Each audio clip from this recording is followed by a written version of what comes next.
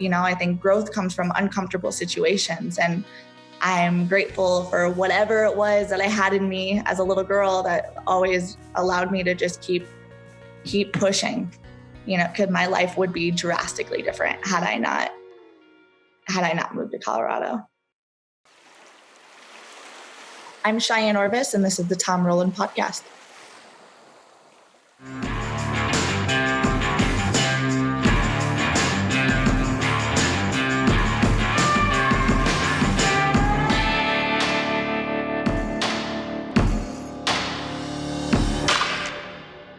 Cheyenne, how are you? I am well, thank you. Busy in my guide season, but managing, pushing through.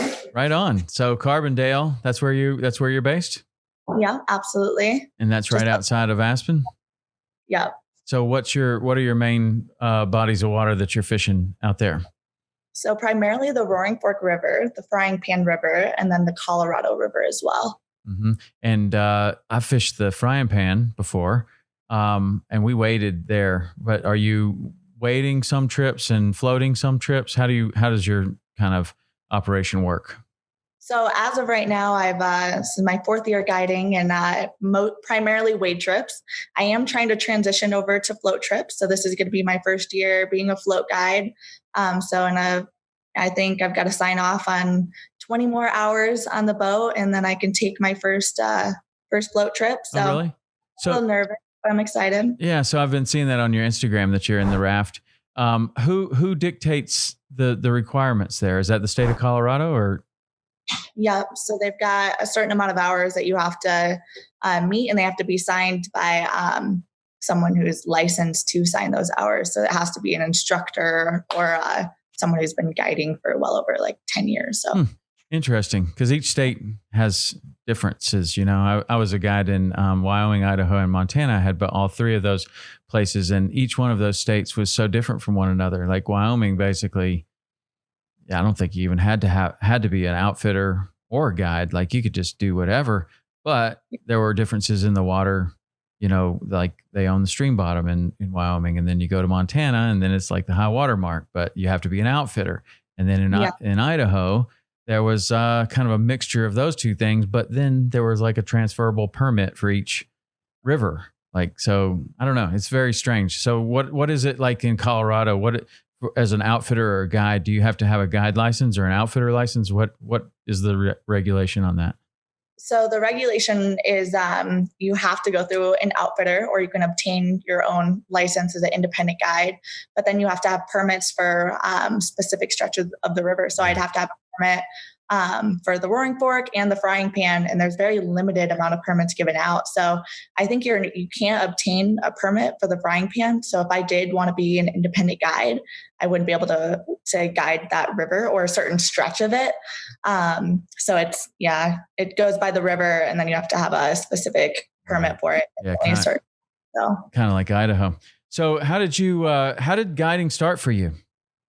I didn't anticipate going straight into guiding. I just knew that I love fishing, and I saw actually in the paper there was a job position available at a fly shop. So I was like, oh, this sounds great. I could surround myself with more people within the industry and learn from them and be a sponge and become the best angler I could be. And then my first summer in the fly shop, it was about 2 months into it, and all of the guides there were like, why aren't you guiding? You should be on the river. You are ready. And they ended up just kind of pushing me right to that. So I didn't anticipate moving so quickly to guiding, but I'm grateful. And even if I didn't feel like I was ready, it was the best decision I ever made. So yeah, well, it seems like it really suits you well. I follow your Instagram and check out all the different posts, and you have some very inspirational posts. And I know that's like a big part of what you put out there. Like you have a mission statement, and I find that kind of interesting. A lot of people aren't clear about their mission or even who they are as a person, and I find that kind of interesting. How did you determine your mission statement, and when, and what kind of process did you go through? Because like I say, a lot of people if you ask somebody, what are you all about? They're like, well, I don't know. Like, but you seem very clear about everything that you're putting out. You seem very clear about it. Mhm. Oh, that's a great question. I didn't, I, I love that. It caught me off guard, but I think what it comes down to is I don't even know if I was aware that I had a mission statement. I think first and foremost, I just knew what I wanted as a young angler or a female within the sport. And I didn't feel like that it was there. So it was important for me to, if I was going to be someone who was putting out fish photos or content or, you know, being some now a female, Like an influencer. yeah, an influencer in that realm. That it was going to be inspirational and impactful and supportive and encouraging, because I just didn't feel like when I was 17 getting into the, guiding and being in the fly shop, and I was looking around and I'm like, well, why do I feel like nobody is there to help each other? And I just feel like that was what I wanted to feel. And hopefully I can, help other people who are going through something similar, have a similar journey. What did you see that was out there? Like, if you didn't see that, what did you see? So I'm going to be brutally honest. And I felt like it was very competitive and very ego, and it wasn't supportive. It wasn't like, hey, I support your success. Your success doesn't take away from my success. It was, there's only room for one person as a guide or as someone in fishing. And I think there's room for all of us. I also felt like moving into guiding, I'm also in an area where there's a lot of fly fishing guides, and everyone that I was surrounded by, it was very like, oh, we caught this many fish on the river today. How many did you catch? Or it just became this like competition in a way. And, Yeah. and it was like, man, like I love this sport, but I don't feel like that's necessary. I think there's room for all of us, and you can fish and I can fish. And it doesn't mean, that someone has to be better than the other. So I felt like that's, kind of what I was surrounded by. And that also just might be the environment that I'm in. But I was hoping to, just be different in that way and show other people that doesn't have to be. And so you're doing that and being different, obviously through your social media and the posts and stuff like that. But how do you do it in a personal way, like when you're dealing with your customers and all of that? I think it's providing an experience. So for me, it was, I saw everything I didn't want to be as a guide. And I was like, okay, well, these people are coming to, why not, instead of making it about putting so much pressure on these fish and giving these clients the expectation of, okay, well, we're going to put 40 fish in the boat today or in the net today. It's going to be, okay, well, like, look at where we are. We should be grateful for this environment that we're in and how beautiful it is. And forget about your 9-to-5 office job and be appreciative of this time that we are on the river. And this is why I fly fish. And let me share that with you. And we're also going to catch fish, but you're also going to appreciate the sport and you're going to appreciate the fishery. And I think just that overall experience of having a good time and a greater overall understanding of fly fishing. And it's not just about fish, Yeah. And so that plays really well with some people. And then you do have, the competitive sort that get in. So when you're getting your clients, are you booking your own clients, or are you showing up at the fly shop and you don't know who's going to be there? Yeah. So I feel like I'm in a really fortunate position. So I actually work for a private membership club. And so most of my clientele now are all repeat clients. Nice. I've had them for 4 years. So I feel so grateful that I very rarely now have a trip where I don't know someone. And if I do, I likely know their friends. So it just feels, I'm fortunate in that sense. Yeah. Most of the people that I get to take fishing are such incredible people, and they're living in the valley or have a home here or whatever the case might be. But I feel like I don't actually fish with a lot of people who might have that ego. And if they do, I address that right away and let them know, like, that's not my guiding style. And if that's what you're looking for, that's not going to be me. Yeah. Well, it seems like every guide, somebody told me, my friend Simon Becker, you would look at someone that liked to, or they had a habit of yelling at their customers. Like you could hear them from hundreds of yards away yelling at their customers. And it's like, how does that guy get any business? And my friend Simon said, there's a guide for every clientele and there's a clientele for every guide.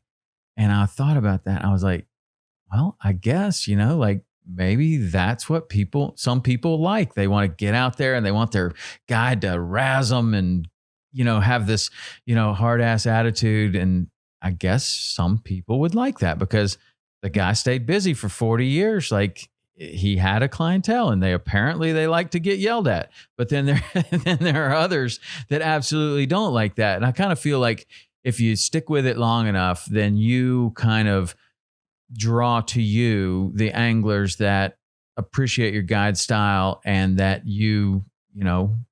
are giving them kind of what they want as well. And it seems to be happening for you like that. Like you're drawing people to you that appreciate that pace and what you're offering. Yeah, I've never thought about that, but it is very much like what you put out is what you get back. And even the clientele that I've accumulated from Instagram, I think they see what I put out. And it isn't just like, grip and grin or this competitiveness. It is hopefully like a positivity or inspiration. And that's maybe why they want to go fish with me. So yeah, I guess it's very much what you put out is what you get. Yeah. I didn't think about it. I like that a lot. Life's a mirror. That's what another wise friend of mine says. Life's a mirror. Whatever you put out is what you get back. And I find that to be very true myself. Yeah, that's great. You can catch yourself putting out stuff that you're not all that proud of or happy with, and that's what comes back to you as well. So that's interesting. So when I'm looking at a lot of the stuff that you're on your website and stuff like that, and it seems like you're involved in a lot of different organizations, kind of very much in line with your mission. I saw Ladies on the Fly, Fish for Change, United Women on the Fly. I'm sure there were others that you're involved in. Tell me about some of those organizations and what the idea for the organization is. Yeah. So I would say a lot of them are going to embody at building a community around female anglers. And so Ladies on the Fly, Waders and Wine, those are both clinics that I do. So they're not organizations per se, but they're just monthly or reoccurring like yearly events that I try to host. And those are just creating comfortable learning environments for women who want to get into the sport but might feel intimidated or uncomfortable, right? Because walking into a fly shop can be scary for a female who is, when there's 8 guys behind the desk and you don't want to ask like what flies you're supposed to use. And they're looking at you like, maybe you should know. So these events have been, I think, encouraging in that sense. And it's awesome to see that there's a lot more of them now all across the state. So it's cool to be a part of that movement. And then there's also an organization that I'm a part of, and it's Fish for Change. And that's an international student program. So there's a couple different locations, Honduras primarily, that I'm involved with, Colorado now, and then Mexico and a few others. But essentially, it's like a week-long sleepaway camp for kids. And it's a fishing program, but it's more than just fishing. And it's, immersing them into the community and being involved and giving back, and then teaching them about conservation and doing different local initiatives like eradicating invasive species like lionfish, partnering with Costa and doing the Kick Plastic campaign, but hopefully building them up so they're confident anglers, but also just more informed anglers and well-rounded. And what ages, or what's the top age that goes to? So we've got different programs. So we've got like all girls or adults. But it ranges from 13 to 23. Oh, okay. So kind of all across the board. Yeah. And so in the women's stuff that you're doing, I'm interested, like you said, that it's obviously, intimidating sometimes to walk into a fly shop. So what are the other challenges that, like, I see, well, let me just give you a little background. When I started guiding, it wasn't after my first year of guiding. I had Lorianne Murphy start guiding with us. Christy Ball started guiding with us. Kim Keeley started guiding with us. So we had 3 or 4, I may be leaving someone out, 3 or 4 female guides right away. And I saw all this play out, and they were great. They were great guides. They were great anglers. The people that would come on my boat, there would be a couple. The guy wouldn't listen really. The lady would listen very well, and she would almost always, every time, outfish the guy, almost every time. And she might come as a complete rookie. By the end of the trip, she still believed that she was a complete rookie, but she was already better than her husband or whoever brought her. And it was because she listened. She didn't have any bad habits. She got it. It was great. A fly rod seems to be perfect for a female. They can handle it great. They can understand exactly what's going on much, much faster. The guys are all muscling things and trying to wrestle with it. And I just always found that women took to the sport of fishing very, very easily once they were there. And that also translated into saltwater, that women were good saltwater anglers too, and especially as it applied to fly fishing. So it would seem like there would be a lot more women in the sport of fly fishing. Mm-hmm. So I'm interested in kind of talking about what are the challenges. There's some obvious challenges of walking into a fly shop and there's 10 guys there drinking coffee and they're looking at like this one girl that walks in. I see that. But what are some of the other kind of challenges that keep women from even opening the door of the fly shop? Like, what are other things that maybe we're not even seeing because nobody's talking about them? Right. That's a great question. I would say first and foremost, it's still just uncomfortable. It's new in the sense of the lack of support, right? So like, I feel like women can often be really encouraging towards each other. But if you're walking into a fly shop or you have that initial barrier, right? Because that's where you're going to start your journey is in the fly shop. You got to get the gear. So your first interaction is going to be men who might not necessarily be supportive, and they might be now, but a couple of years ago, maybe not so much, mm-hmm. right? We're seeing this growth in women in this. And I think it's because we're bringing awareness to, women in the sport of fly fishing. But it's the barrier of, having a uncomfortable situation or not feeling supported or encouraged. And then ultimately, I think it's also, you've got to be kind of a little bit of a tomboy to be in fly fishing, right? So it's also going to depend on the female who wants to fish, and is she kind of rugged? Is she going to be out on the river? So I don't think we're going to see like this super drastic growth because there's not a lot of women. It's like you're either a Kim Kardashian or you're not, So like, I don't know if that makes any sense. She loves to fish. I saw it on her Instagram. Oh gosh. But, I don't know if that makes any sense, but I would say that that's one factor as well. And then, that's an awesome question. I don't know. So what happens at your, the get-togethers that you're doing? Do people like bring a new person in and they're like, oh, okay, I see. At some point they've got to kind of open up to you. Like, I would have never come to this if she hadn't have brought me or whatever, if I hadn't heard that this was an all ladies group. And then here comes kind of some of the things that she was afraid of. Like, I would be afraid to book a trip, or I would be afraid to go with a guide all day long just by myself. But I don't know anyone else that wants to share a boat with me or anything like that. I would imagine that a lot of those kind of things would kind of come out at some of those events. Yeah. I think it does. And I think in a lot of ways, it's like women are, I don't know, it's not necessarily new, but we're in an era where women are embracing this like independence, right? So they're like, now I feel like women are wanting to try new things and new sports and hobbies that they might not have otherwise. So when we're having these discussions, I think it's, people are, now you have a women's event, so it's automatically like socializing, and it's not maybe just fishing. It's, having wine with other people. Like that's how I market my events is waders and wine. It's wine. You're not wearing waders. You're fishing on ponds, so like, I think it's enticing them to fly fishing, but it's also building it around the socialization. And I think just like not so much rough and rugged, because you can have a fly fishing experience that's, on the Frying Pan River, and that's, more, it's not so intense and out there and wild, which isn't the experience that everybody's looking for, right? So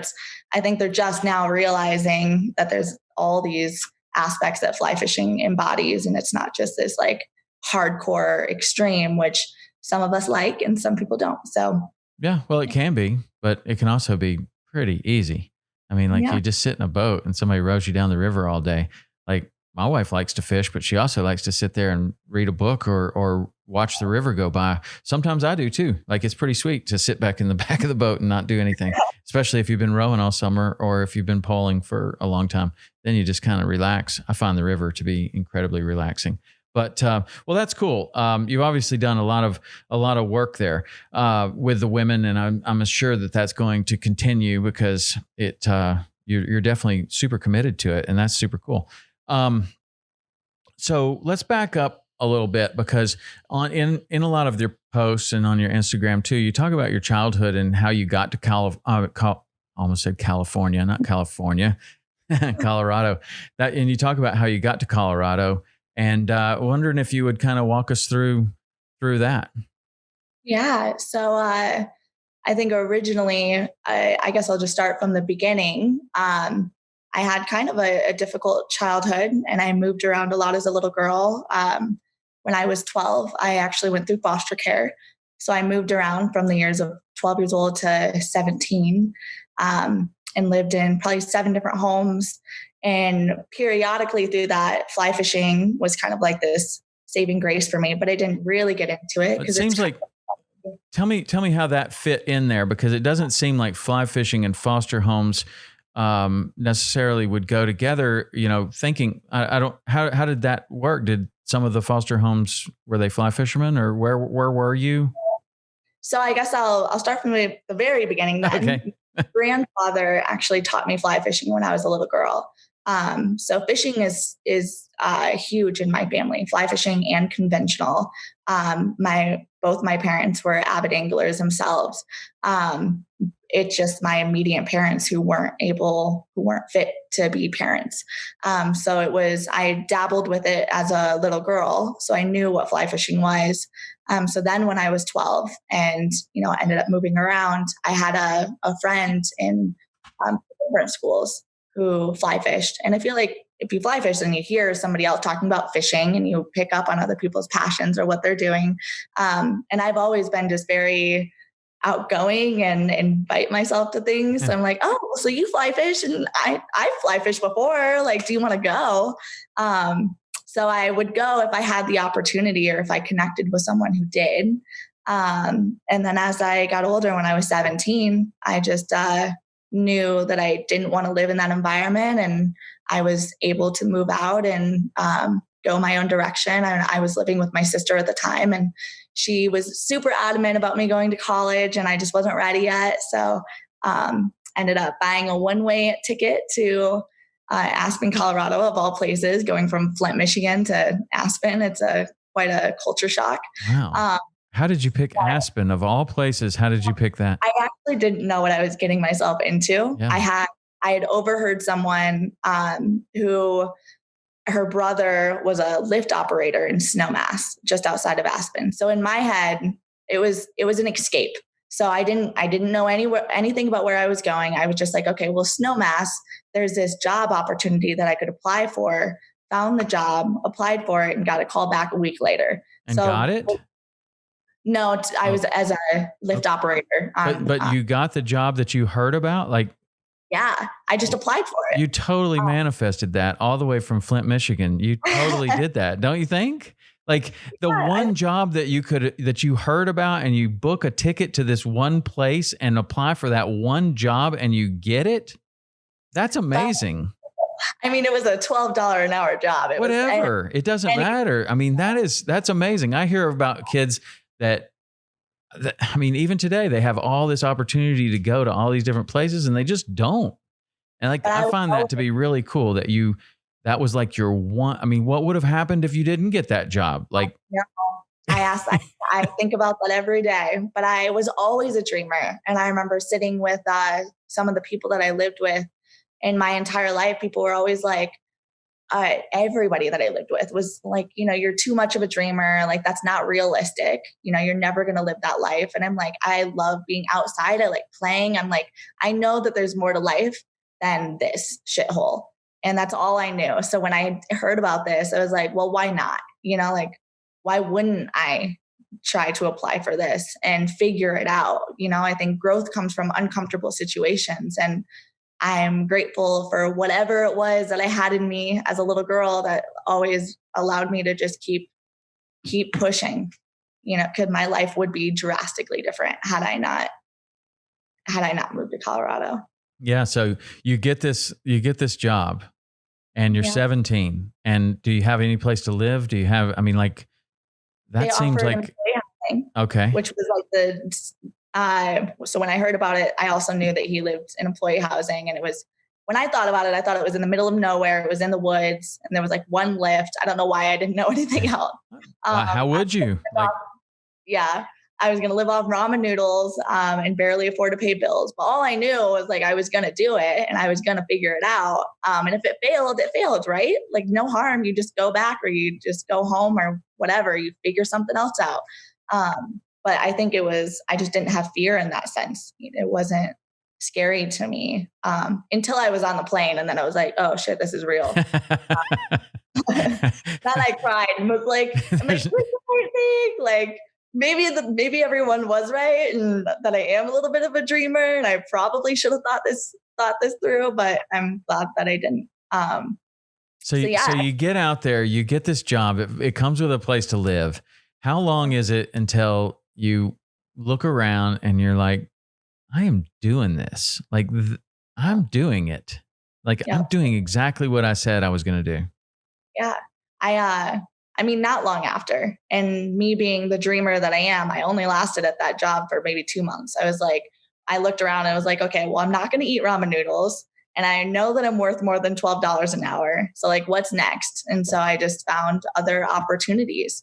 And that was engineering at a hotel. Like, everything I've always done has just been hands-on. Like, I knew like it was an operator for a ski resort, and then engineering. And then it was, I think babysitting or something. And then I transitioned straight into a fly shop. But everything I also do, I give like 100% in. So it was, as soon as I moved there, it was like this whole world expanded. And I was like, I can snowboard and I can skateboard and I can fish. And like, for a while, I obviously didn't have any money. So it was just getting whatever was handed to you or whatever you could get. And my first year of guiding was our rental shop rods, because I couldn't afford rods, or a whole waders, that my first pair of waders that were donated. So it was, now I look back and I'm like, okay, well, I pushed through with all this random free things, and you can make it happen. It's just, how badly do you want to work for it? How bad do you want it? Yeah. I love that. That's awesome. Because, how does that play into your life now? Like, as you set goals and you create this mission statement, and you're doing hosted trips, and you're growing your business. How does fear play into your life now, coming from the story that you just told me? I don't know how to answer that. I think we're all fearful. There's always going to be things that are intimidating to us, or are nerve-wracking to do. I'd like to transition over to Salt, and not maybe guide, but just become a better saltwater angler. So I'd like to move to Florida. That's scary to me. But I also know we only have one life to live, and if I don't reach for the things that I want to do, because they make me happy, because I'm scared of what other people might think, or why they think that I do it, or all these other factors, right, that hold us back from living the life we want to live. Ultimately, I don't want to waste any time. I just want to be happy and inspire other people to follow their dreams and to embrace it and to overcome fear, because I think that's what's stopping a lot of people from just living a life of purpose and passion. There's no doubt about it. And it results in paralysis, just complete paralysis, that people get in a situation where they want to do something and they get scared and they just don't do it. They just think about it all the time. and instead of doing it. But that's awesome, man. I love that story. That's really cool. And I think that, you know, I always think that unless you're kind of scared of something, you're too comfortable. Like if something doesn't really, you set a goal, you want to do something, and if that doesn't really kind of scare you, then it's probably not a big enough goal. You know, Yeah. that's what I think, and what has kind of come clear for me. And it's like, yeah, that is a really uncomfortable feeling, but it's also like this warm friend, like that you have, like, okay, I've got a goal, and this is going to, I'm going to set this goal, I'm going to make this goal happen, and I'm terrified. you know but that's interesting. I love that story though, because I mean, I believe that you can manifest things with your mind. You can create your own reality with your mind. And it seems like, I mean, that story is like, you did that. You heard about this job, and you went and you absolutely did it with no resources whatsoever. You totally did that with your mind. I mean, you had to actually get on the plane and do that, but that's super cool. I hope you know that. That's super cool. So as it applies to your life now, do you have some other goals besides the ones that you just said? Like, what are your short-term goals that you're trying to work on right now? Not the moving to Florida. That seems like a little longer down the path, but like, as far as growing your business and what you're doing now, are you happy with that? Or do you have some other goals where you're trying to go? Yeah. Someone asked me that the other day. They were like, what's your long-term goals for 5 years? And I was like, man, maybe I should have some, but truthfully, I don't, because I think every opportunity that has come my way has always been, it's just so I never predicted it. And I don't want to close any doors because I don't know what direction my life is going to go in or my journey.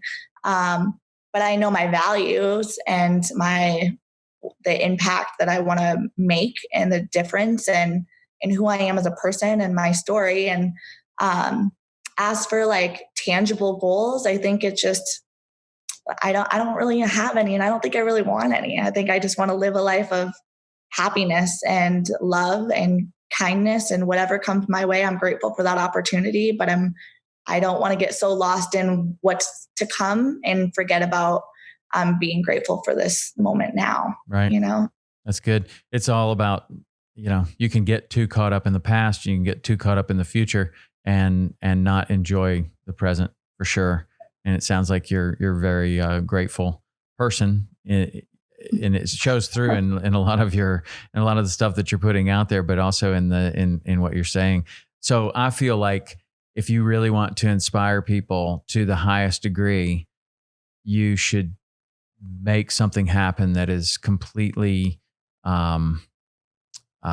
unlikely, like what you did when you were 17. You got out there, and then all of a sudden you're living in Colorado and you're doing this thing that people told you that you couldn't do, or probably weren't going to be successful doing. And I don't know, from here, I think, you should set your sights somewhere where you can really inspire people by doing something that seems impossible. Yeah, I love that. I think the hard thing with that though is I'm still so young, and I think I've just come into like this period of learning who I am and loving myself. So I feel like it's really just this past year where I feel like this breath of fresh air, and I'm like, I'm not trying to figure things out. I feel I'm not broke, I'm not hungry. I'm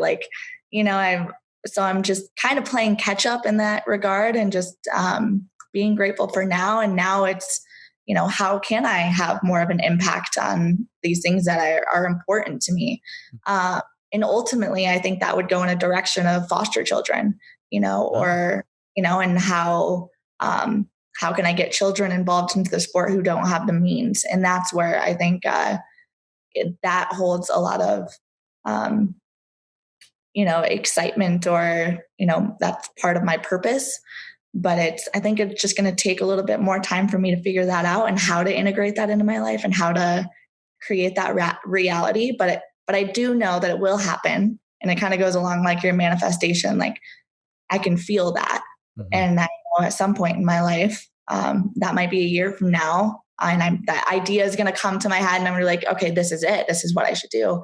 But yeah, we'll see. Yeah. So, how old are you?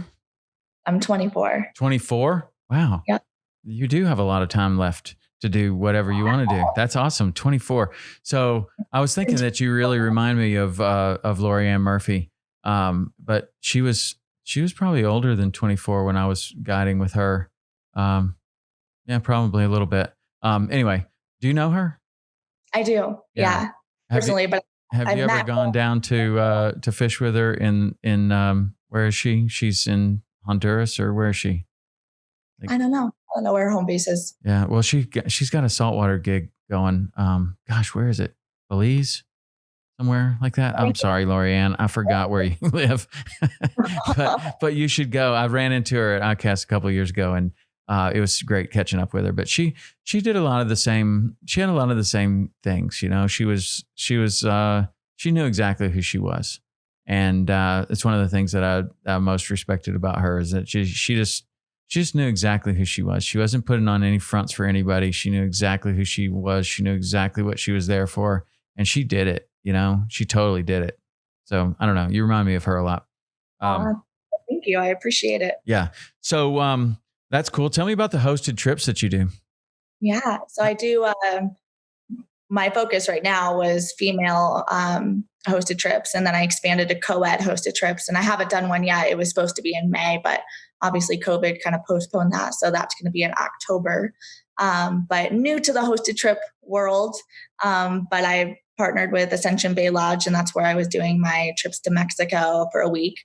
And again, my reasoning behind that was that younger generation, having it be, cost efficient and something that someone could come and experience this, also being more involved and have kind of step away from like the luxury aspect and have more of like the community immersion aspect.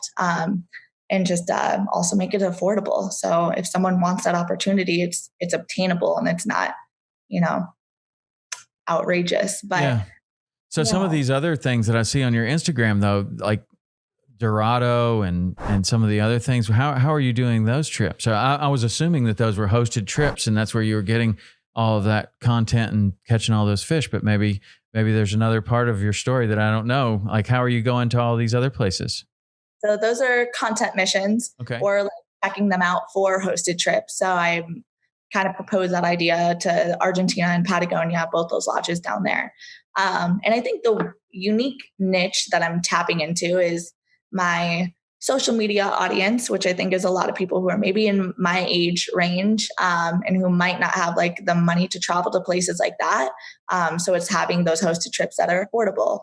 But now it's also Argentina and Patagonia. That's going to be for my clients, because they can't afford something like that. But now I want to integrate to the clients who have these same values to me. And we have such incredible conversations, and they want to be more, involved in the community that they're visiting. And it's not just this luxury experience that they usually have. And granted, both these lodges are, but I think it's just creating a different and unique experience for that. And granted, I haven't done it yet, but that's my focus with those trips. And those will end up taking place next year. So explain a little bit about the difference between what you're calling a community experience and a luxury experience. Yeah. So you get the luxury aspect, right? Yeah. No, I get that. Then it's leaving the lodge. Yeah. I think that's where a lot of people feel comfortable with. They stay at the lodge, and that's, all they do, and they interact with the people that they came to this trip with.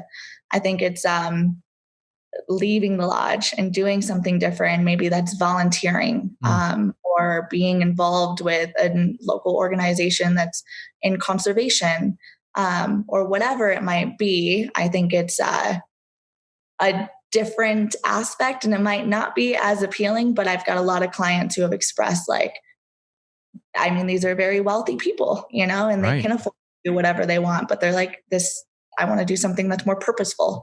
Right. So that's what hopefully those experiences will offer. And I'm still dialing in those details. Maybe there's an opportunity for you. I'm sorry to interrupt you. Maybe there's an opportunity for you to tie in the children and the foster issues there. I remember when we went to Christmas Island, that was one of the things that we did. We went to the orphanage there and checked it out. But maybe there would be opportunities for you to tie those in. And man, there are a ton of rich people that are empty inside and want to do something meaningful in their life. And they like to fish and they like to go to these places, but literally money can't buy you fulfillment in a lot of cases. And something like what you're proposing, man, you might just have them standing in line if you create the right program. I think you're onto something there. I don't know why I didn't think of tying the two together, but that's a great idea. Well, you take it and run with it. Thank you. Yeah, I will. That's great. I certainly will. That's great. But I mean, it does seem like that. I mean, everywhere there's children that need help and there's probably good fishing nearby. It seems like that would be a good fit. And there's lots of rich people that are dying to give their money away and do it in a way that makes them feel, fulfilled. And I don't know, maybe all you need to do is tie them all together. It's pretty cool. It'd be a pretty cool deal. So of all the places that you've been, which ones kind of stick with you as real special places that you would maybe either like to return to or maybe do a hosted trip there? Have you had some surprises, like of places that you might not have thought you would have liked so much and then they were better than you thought? Man, I'm also just such a grateful person, right? So I think I love every place that I've gone to, and just grateful for that opportunity experience because I've never traveled in my life. So any place that I go to, I don't really have a whole lot to compare it to. However, I would say that Honduras, Guanaja, where the Fish for Change program is located, was the most impactful experience that I've had for myself as a young female angler, and then the community itself too. So it was just like hands-on within the community. It was like just creating friendships and lifelong relationships with people who live on this island. So that was a unique thing that I haven't really seen through the rest of my experiences, and something I want to start integrating more because I've realized how important it is. Hence why I keep talking about it. But yeah, Honduras was a really special place for me. Yeah, Honduras. I went there one time. We went to Roatan, and there was some great fishing there on these little strip coral reefs that would, like, the sand would build up behind them, and there were permanent bonefish all on those things. There were mountains. It was a beautiful, beautiful place, but there was some significant poverty there. Where I went to meet the guide was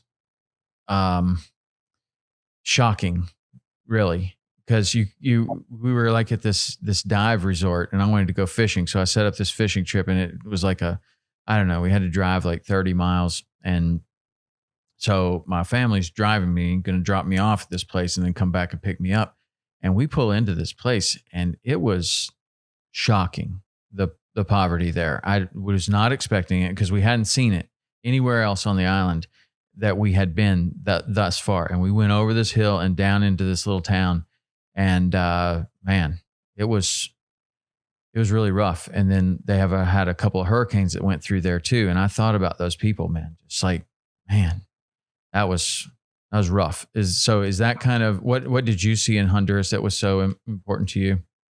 I think that exact same thing. I don't think anything I spent the majority of my time in Guanaja. But it's exactly what you're saying. I think Hurricane Mitch wiped out like everything on that island. So seeing this community come together and rebuild and collectively try to come together to rebuild their island, like it's heartbreaking and it's inspiring in a lot of ways, right? So it's like, how can we get back and get involved? And I think that's essentially what Fish for Change does, which is why it's become so important for me to be more involved with that organization. But yeah, it's the same as what you said. And that started there. That Fish for Change started right there in Guanaja. Mm-hmm. Yeah, I think that's what the headquarters was. Steve Brown founded Fly Fish Guanaja, and then they kind of formed Fish for Change within that. And from there, it's grown to be a worldwide organization. Yeah. So, I mean, it's still relatively small, but my best friend is, I think the director of the organization, and Heather Harkeby. And she's just a powerhouse. The girl has got a lot of visions, and she's been able to create programs in, Costa Rica and Bahamas and Mexico and now Colorado too. We're working on that one. So wow. It's been an exciting project, and there's more to come. Yeah. Sounds cool. So what else gets you excited about life right now? Fishing. The opportunity to fish for myself. It's going to be great when I get to hold a rod one of these days. Yeah, well, that is the delicate balance of being a fishing guide, and it's particularly being a good one, is that your days of fishing are limited or numbered or non-existent, as your time is better spent with paying customers. But it sounds like you haven't had a chance to fish all summer, or what? I do, but just not as much as I would like to. And truthfully, I feel like saltwater is what I crave right now. So I just am really itching, even though I'm being a brat. I was in Florida Keys a couple. Well, I know. Ago. And that leads to the mutual connection that ended up having this conversation, is Brandon Sear. That's how I learned about you. And you caught a really awesome tarpon. I looked at it, and then I was talking to Brandon, and I was like, well, what do you think about Cheyenne? Would she be a good guest? And he was like, yeah, man, absolutely. He told me a little bit about you.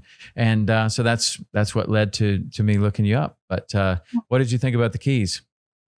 I'm in love. I'm hoping to move to Key West through the winter seasons, and just hoping for a specific opportunity, works out, and then I'll be able to move there for a couple months and work there.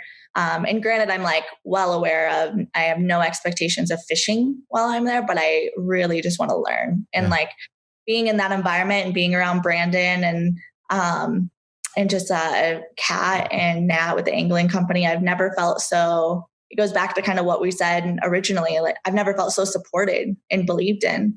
And Brandon especially is like such a big supporter. And he is like, dude, he's like, go fucking follow your dreams. Excuse my language. Follow your dreams. Like come out here, come fish, like learn this fishery. Like you're doing awesome things. And it's very rarely do you ever hear that from men or women in particular who want to see you grow and succeed as an angler. And that's just really what I want to do. I want to be the best angler I can be. But maybe you just need to surround yourself with different people. I don't know. It seems like everybody needs a cheerleader like Brandon. Like exactly what he's telling you is like why not? Why would you not do that?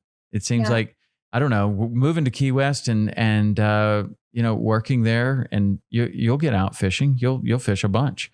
But I don't want to have that expectation, right? I want to go into it with the learning expectation and knowing just to be a sponge. And I think the most important thing that I see, like with people who want to be guides or who go places, it's being humble enough to know to wait, and to pay your dues and to learn and respect the people who have been in those fisheries. And I think you did something similar, right? Like you moved to the Keys and waited a year before you guided. That's exactly right. You did your homework. I did wait a year, and I worked at Jeffrey Cardenas's Saltwater Angler while I got my hours for my captain's license. And then I got my captain's license, and kind of like you at your fly shop, people were like, dude, you're catching fish. Why aren't you guiding? I'm like, I'm not ready to guide.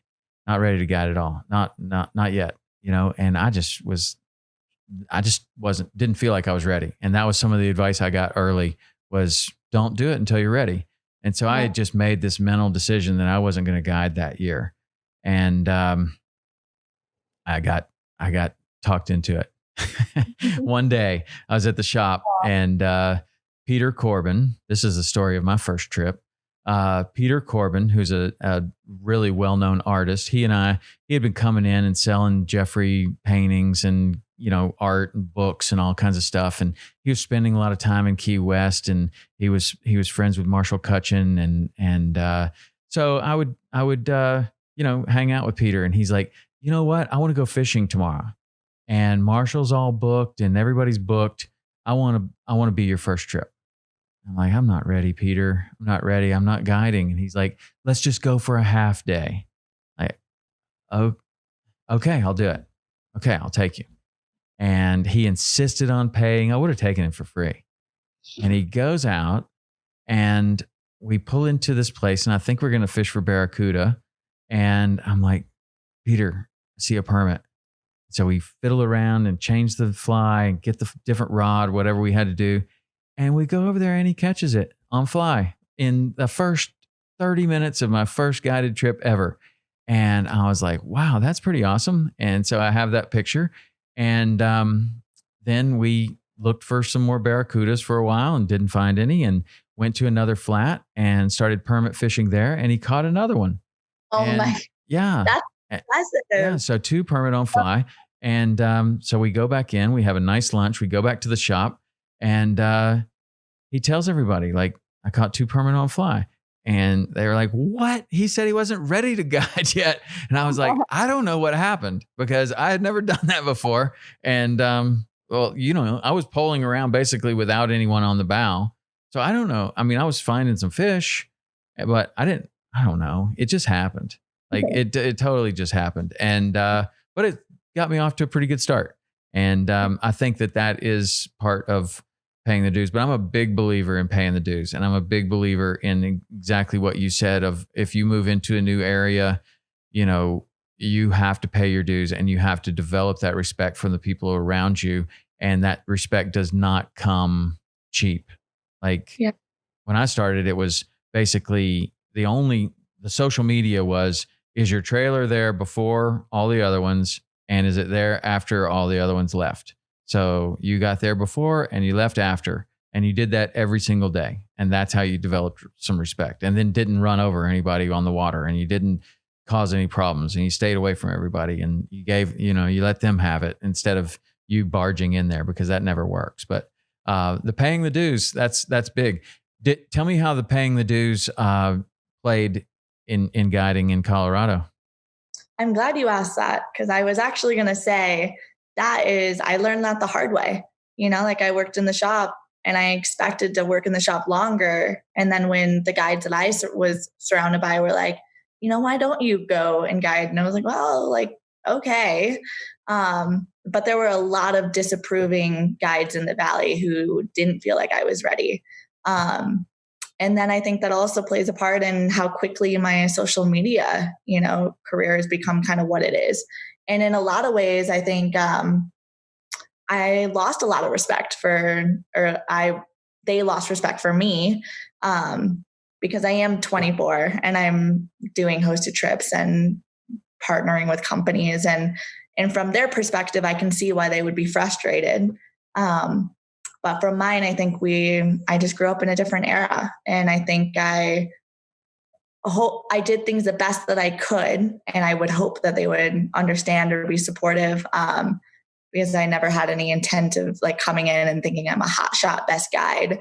But I think I learned that the hard way, and that's something that I'll forever be ingrained in my memory for any future opportunities or anything like that. Well, so there is that, but then there is also, maybe you just came in and saw what you wanted and you just went for it, just like you've done for your entire life. And the whole story that you just told me is exactly that. You saw what you wanted and you just went for it. And, there's always room in wherever. Paying your dues is incredibly important. But when a lot of people ask me about, becoming a guide or wanting to become a guide and ask some advice or whatever. And the advice that I give everybody is, man, there is always room at the top for the cream. The cream always rises to the top, and there's always room there. And if you are willing to work harder than everyone else, and you are willing to do that for longer than anyone expects you to do that, you will end up at the top, and there's always room there. And, that's sounds like, you got to start sometime. So, I'm sure that a lot of people would have loved to have seen you work in that fly shop for another 3 years before you went out on the river. But you got to start sometime, and everybody's going to make mistakes, and you're never going to do things the way that every other person wants to see you do them. So at some point, you just got to jump, and you do. But you can also jump and remain humble while you're doing it. Yeah. Yeah. No, absolutely. I think even if I worked in the fly shop for 10 years and then I started doing what I'm doing, they still wouldn't like me. Exactly. They wouldn't have liked that anyway. And some of those people probably don't have a social media thing, or don't understand it, or aren't very good at posting, or I don't know, something, but you're doing something a little bit different, and you're succeeding at it. So you're always going to have detractors for that, but you have far more supporters, I assure you, than the detractors. I appreciate that. Sometimes I talk about this stuff on my social media, and the response that I get from like children who are getting into it, or fathers who are like, my daughter loves fishing and she looks up to you, or I'm sure you've made an impact in a lot of people's lives, and hearing that response is reassuring in a lot of ways. But I think I know me, I know my truth, I know why I do what I do, and those who meet me know that as well. And there's always going to be people who dislike or disapprove of the decisions you make, and it's just not letting that eliminate you from following your passion and your purpose. And so I'm just going to keep doing me. There you go. Sounds good. So I'm just wondering, like, we've talked so much about getting women into the sport. We've talked about your social media. We've talked about all of these different things, and your values, and how that all lines up to exactly where you are. There's a lot of ways that people get attention these days, especially on social media, and especially women getting attention through fishing on social media.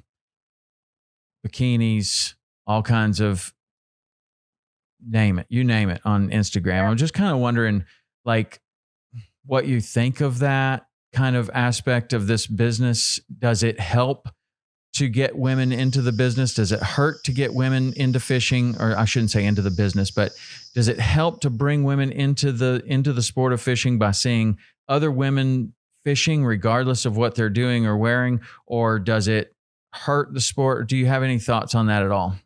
Yeah, of course. I've got thoughts on everything. I'm a very opinionated person. I think I listened to a podcast with Jen Ripple in it, and she said something. They were talking about the same topic. And I think with social media in particular, there is a lot of women who maybe do it for the right reasons and some who do it for the wrong reasons, right? So, but that's in everything. And it's not just fishing. We just notice it because it's such a small industry, right? Like there's women who do this in every sport, or in men too. I think we focus so much. I think we focus so much attention on women who maybe are self-promoting or whatever it is. Everybody in the community, because it's so small, we hyper focus on all of it.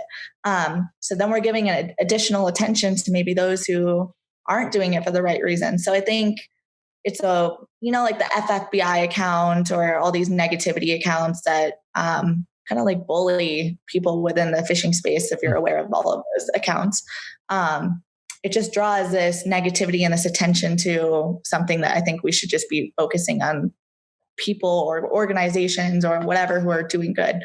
Then secondly, I think I lost my train of thought.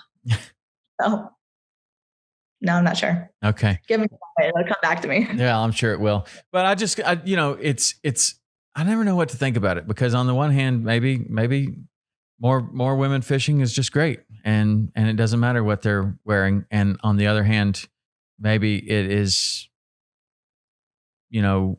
discouraging to a lot of women that really want to fish. I don't know what to think about it. I have a daughter, she's 16, and I think about these things all the time. Like, okay, like wonder what she thinks, because I'd love to go fishing with my daughter for the rest of her life.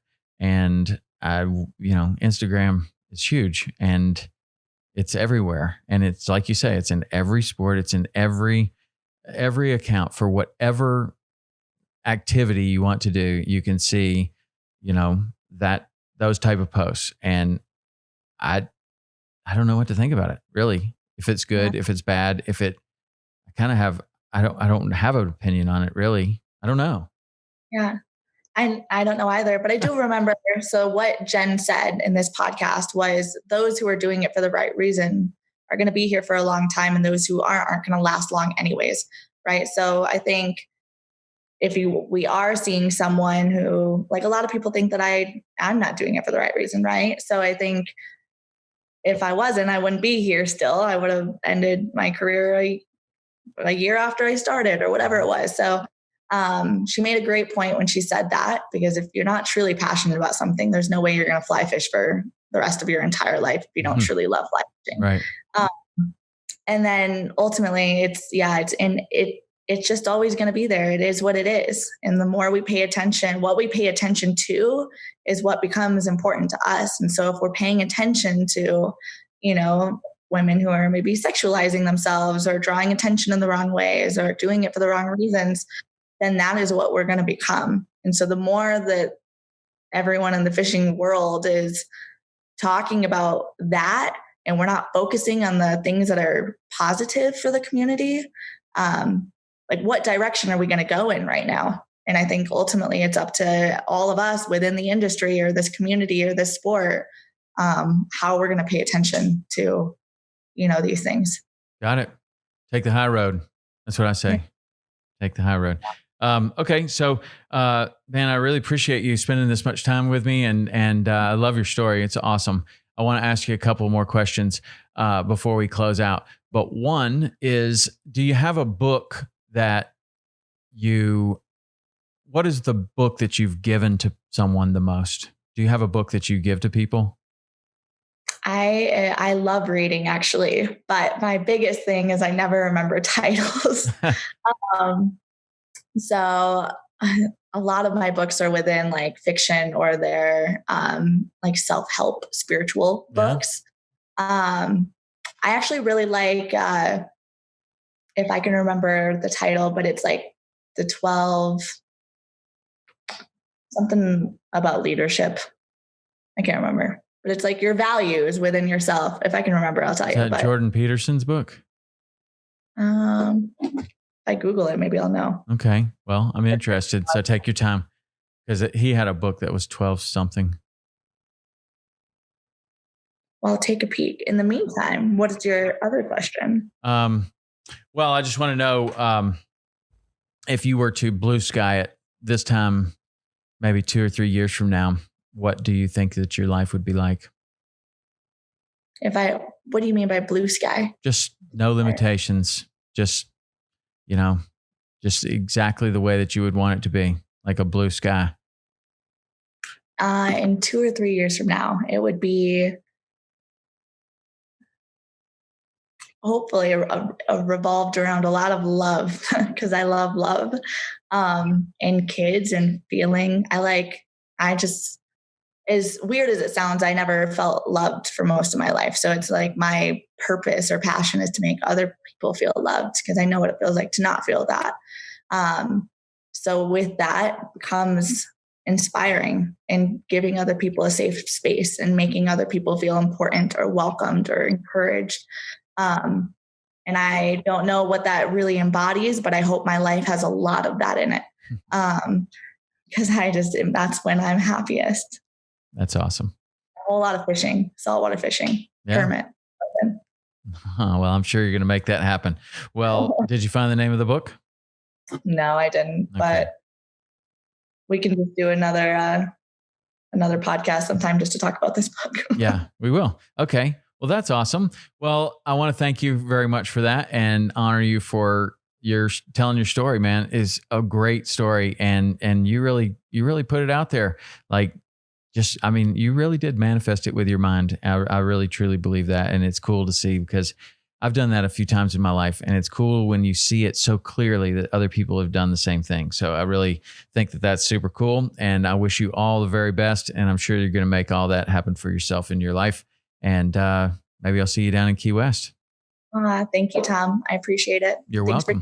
time to have me on your podcast, and I'm just grateful for the opportunity. Yeah. Well, I'll let you know when it comes out. It'll be a little bit, but when it comes out, I will give you all the links and you can share it with all your devoted followers. And if people want to go fishing with you, if they want to follow you on your social media accounts, if they want to get involved with any of your organizations or come to any of your events, how would they do that? My website, www.chyenneorvis.com, and then my social media at Shyanne Orvis. Okay. All right. Sounds good. Well, thank you very much. I hope you get after them tomorrow and have some beautiful weather. Thank you, Tom. All right. Appreciate it. Thank you. See ya.